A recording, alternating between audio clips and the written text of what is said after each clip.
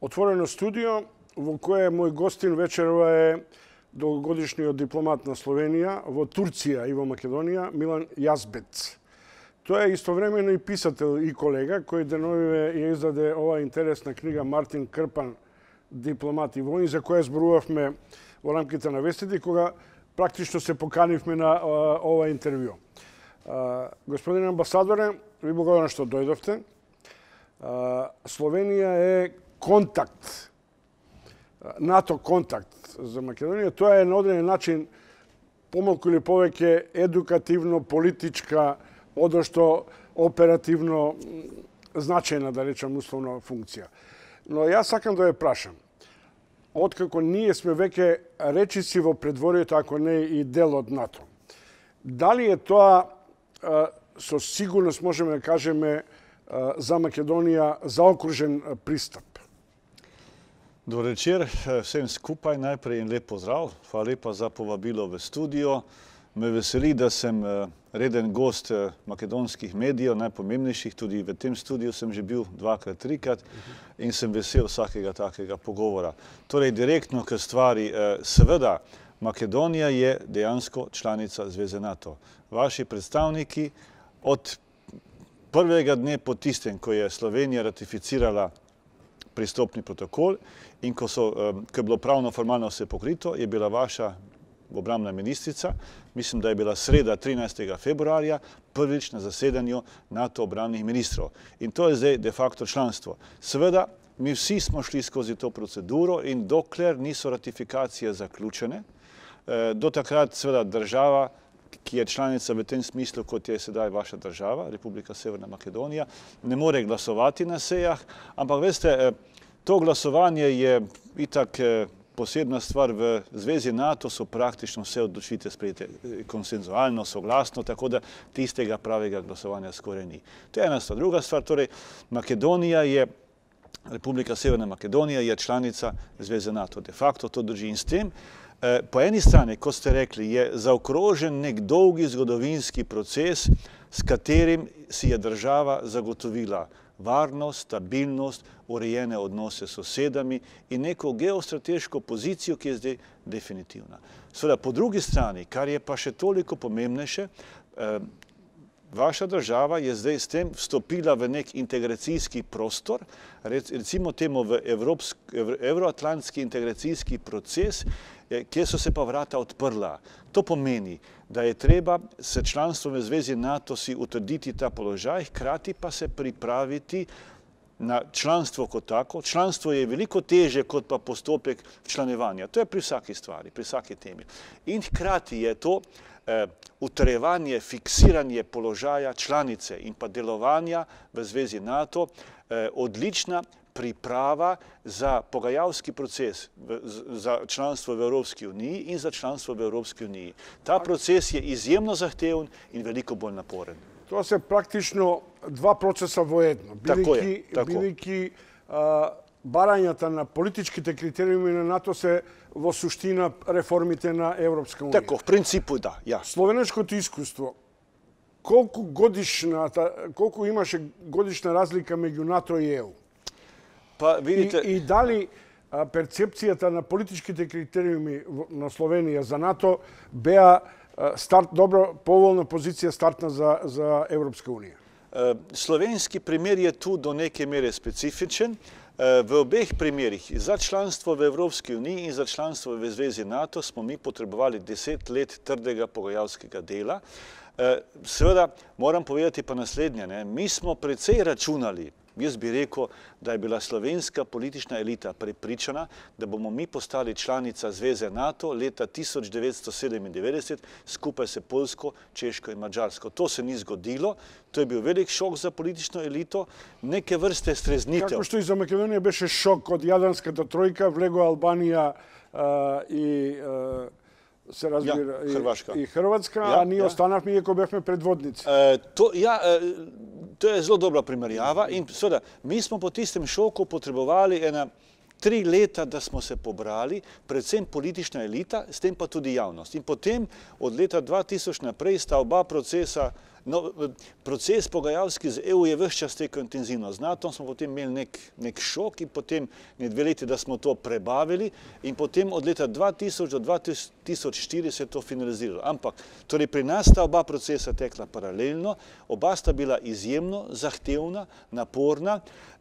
EU bolj kot NATO seveda, ker je to širši, kompleksen proces. Članstvo v Evropski uniji pomeni celovito transformacijo družbe kot take. Ne samo države, državnih institucij, javnosti, nevladnih organizacij, gospodarstva in to je velik zahteven proces. Hkrati ima ta proces več kot 30 poglavij, za vsako poglavje rabiš veliko ekipo. Če bi ocenil takole čez palec, pogajalski proces za članstvo v Evropski uniji zahteva približno 500 ekspertov, ki morajo znati odlično angleško, odlično francosko, poznati morajo svojo domačo zakonodajo, zakonodajo Evropske unije in potem to implementirati. In seveda, od kada gi regrutirate ekspertite? Od javната administracija, od univerzitetskih centri, može bi napravite nekakav uvoz na eksperti od stranstvo? Pravzaprav vse skupaj. Mi smo predvsem, jasno, temeljili smo na, bi rekel, izkušenih uradnikih iz državne uprave.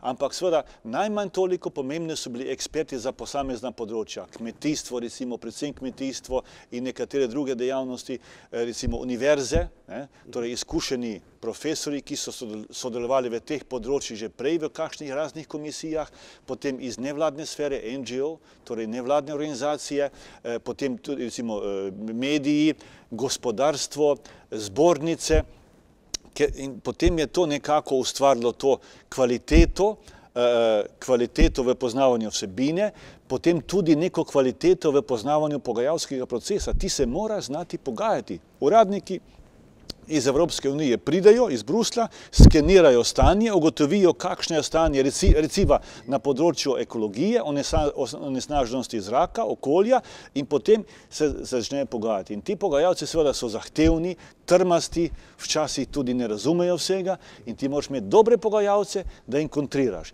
In pri tem je zelo pomembno, več kot država naredi na nekem področju, pogajalski proces se prične na višji osnovi in to je pomembno.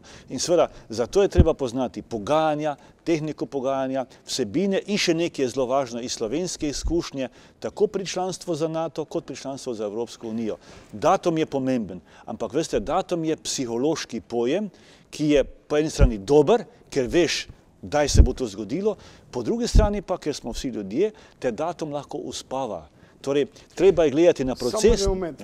Вие сте вториот, да речем, условно соговорник за овие 2 до 3 недели со кои разговарам. Неодамно со екс-председателот на Хрватска Јосиповиќ, кој употреби истава формулација, дека постои некакво самозадоволство. Сега влеговме во ЕУ и НАТО, никој ништо не ни може и не треба да правиме. Психологија. Дали е тоа психологија? Ja, психологија. Ама како таа психологија политичките елити го менаџира за да не излезете и да влезете во фаза на револт, на фрустрација? V bistvu naš pogajalski proces je bil zelo intenziven. Mi smo imeli najprej ministra za evropske zadeve, najprej je bil minister za evropske zadeve Igor Bavčar, potem je bil Janez Potočnik, oba sta bila zelo trda, intenzivna in sta ves čas, če rečem po domače, priganjala pogajalce na vseh področjih. Torej, mi smo delali zelo intenzivno in v državni upravi pravzaprav se nismo kaj posebej ukvarjali z datumom, ampak s tem, da bomo čim več naredili. Čim več, čim bolj strokovno in da bomo upoštevali slovenske interese. Nekje nam je to uspelo, nekje nam ni. Torej, če bi dal izkušnjo našo v 2 stavkih, bi rekel, čim bolj je treba pripraviti pogajalske ekipe in že začeti delati, ne čakati screening. In pa treba je paziti na svoje interese, ker znotraj Evropske unije je dovolj prostora, da država izpogaja tisto, kar v veliki meri sama želi in kar je možno. Господин амбасадор, сега во наредните неколку минути сакам да направам на оден начин паралела. Паралелата, што е тоа што Словенија го направи, а ние не смееме да го испуштиме да го правиме. И веднаш ќе ве прашам, дали постои иста ваква фрустрација како во Македонија, дека не функционира правна држава, дека судството е корумпирано? Што е тоа што во Словенија е различно од Македонија на овој план? Lejte, tako bi rekel, no, tudi pri nas je bilo ves čas očitkov, vprašanj, kritike strani medijev, javnosti, tudi danes so, da sodstvo ne funkcionira dovolj dobro, da kriminalisti ne opravijo dovolj dela, da je administracija počasna in tako naprej. Del teh takih očitkov je verjetno upravičen, dobršen del pa tudi ne, ampak očitki, kritike kot same ne pomagajo. Tu mislim, da je izjemno pomembna vloga in položaj medijev. Če se zdaj na hitro ozrem na te razmere v Sloveniji, takrat pa tudi danes. Mediji so bili tisti, ki so vedno opozarjali na probleme, ki so odkrivali afere in ki so tudi na nek način s primerjavami iz drugih držav članic dajali neko spodbudo. Torej, mediji, ne reče se za manj sedma сила. Имат ли граѓаните доверба во судовите и во пресудувањето на спорови без фаворизација? Jaz bi rekel v principu ja, čeprav smo imeli obdobja, ko je bilo tega zaupanja zelo malo. Vendar potem se je pa v nekem obdobju to spremenilo, ker so tudi pristojni organi, organi pregona, organi pravosodja se začeli ukvarjati z večjimi zadevami, z večjimi prekrški, z večjim kriminalom in potem se je zaupanje v te organe vrnilo. Tako da to je ena izkušnja, torej treba je po eni strani opozarjati na nepravilnosti, pa tudi opozarjati na to, kaj vse je treba še narediti, hkrati je pa treba seveda pri državljanih vzbujati nek občutek zaupanja, da smo pred zakonom vsi enaki, da tu ni nobenih razlik. Seveda, to je pa zdaj odvisno od nekih zgodovinskih izkušenj, od splošne percepcije, od javnega mnenja, ampak torej v vsakem primeru treba je imeti nek zelo pozitiven odnos do delovanja pravne države in se zavedati, da je država, administracija javna v funkciji državljana. Zakaj jaz potrebujem kot občan vlado, ministrstva? Osebna izkaznica, potni list, socialno zavarovanje, zdravstvo, ni čakalnih vrst in enaka obravnava pred zakonom. To moramo pričakovati, zahtevati od vladnih institucij, od organov in seveda se zavedati, da je vlada in vse te službe za to, da nam to omogočijo. To mislim, da je en pomemben premik. Seveda politika pa lahko to spodbuja, lahko je pa to na distanci. Господин амбасадоре, во паралелите не можем да избегнем дека Словенија имаше осомничен премиер и Јанес Јанша доживува на овој начин некаква критика од јавноста, вклучувајќи и судските спорови за него.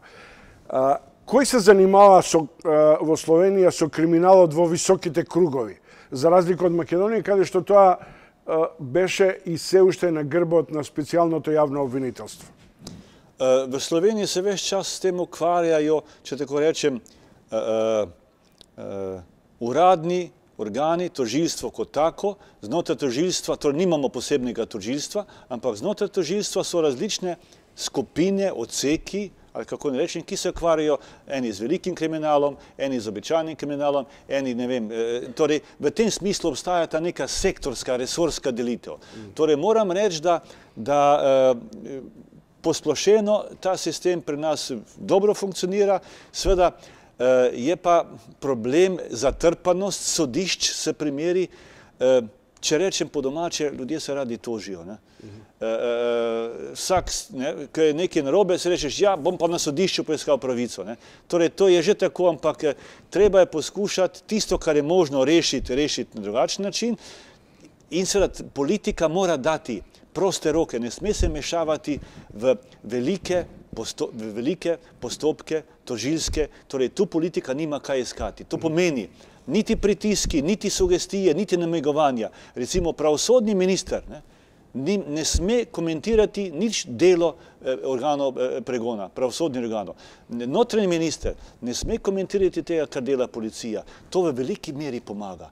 Kajti spet sva pri psihologiji, veste, pomembno je, da imamo vsi občutek, da smo pred zakonom enaki in da se nikogar ne ščiti ali pa da se nikogar preveč ne forsira v tem nekem smislu.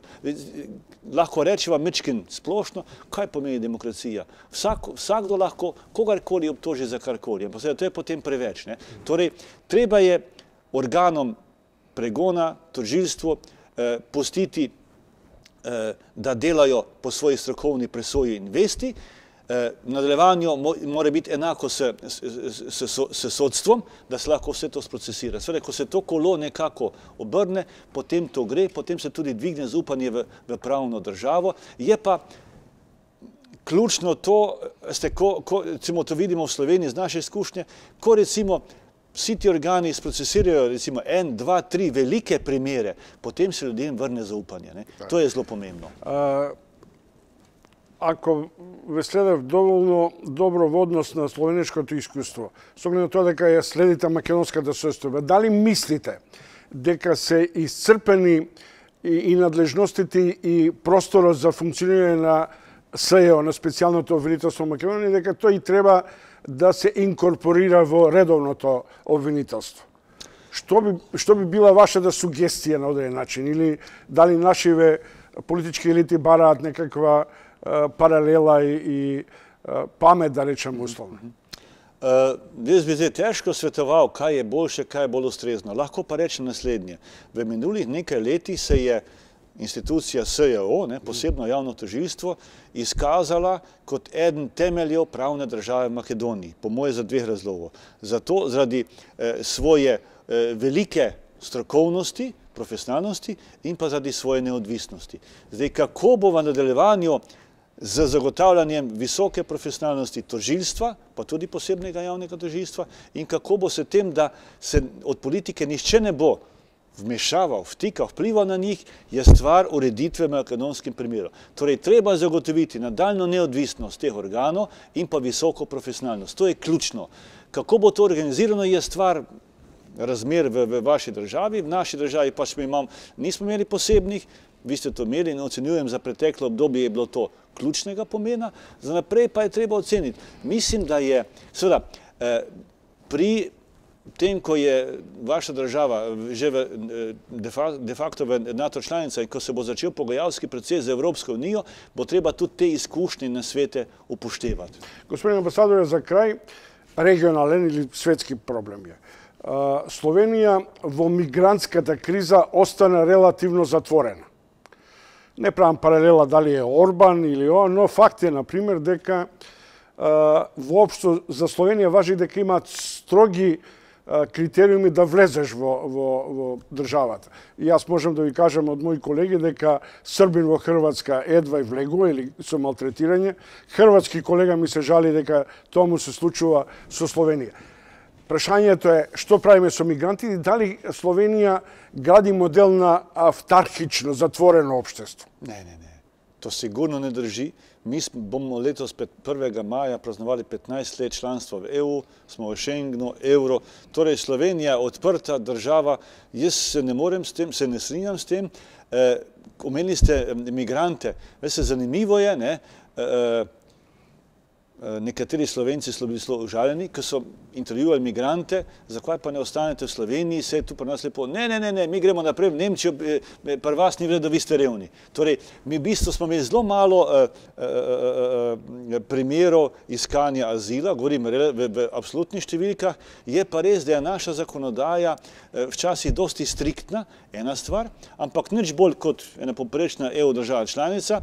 In drugo, ta migrantska kriza, to smo vsi videli, je bila za nas nekaj novega, predvsem zato, ker so migranti prihajali v ogromnih številkah. To je bil ta problem, ampak da bi bila pa Slovenija zaprta država, to pa se ne strinjam. И за крај, има ли Словенија проблем со работна сила? Со оглед на тоа дека долго време сте членка на Европска унија, флуктуацијата е нормална. Овде на југ и секаде околу нас стравуваат дека ќе ни отидат сите надвор, односно во Европска унија. Pri nas še niso vsi odšli, ampak jaz mislim, ta trend je splošno evropski.